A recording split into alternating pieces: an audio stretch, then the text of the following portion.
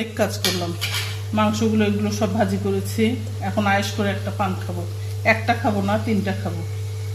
এই পানে যেটা আমার শাশুড়ির, আম্মা নেই কিছুদিন হলো। আমি বড় ছেলের বউ, উত্তরাধিকার সূত্রে পাইনি, আমি শখ করে নিয়েছি। আমি অকেশনে পান খাই, একটা পান খাই না, আমি 2-3টা একবারে খাই। এইটা নিয়ে আমার ছেলে মেয়ে অনেক মজা পায়। ওরা বলে আম্মু তুমি একবারে এত পান খাও।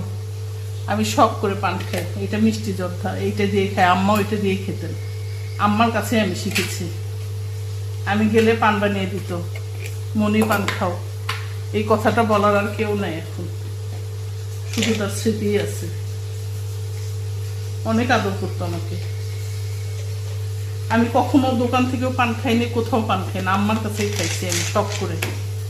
অকেশনে পান খাই, আম্মার এই স্মৃতিটা রাখছি অনেক ভালোবাসা থেকে।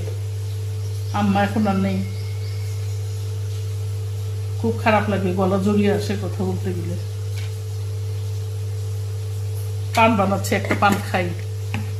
আম্মার কাছে গেলে আম্মা বসে এভাবে পান খেতাম, তেমন কিছুই খাই না, এটা দিয়েই খাই। সবসময় খাই এটা না, অকেশনে শখ করে খাই।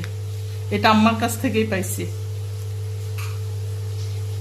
দোয়া করি আম্মা যেন অনেক ভালো থাকে।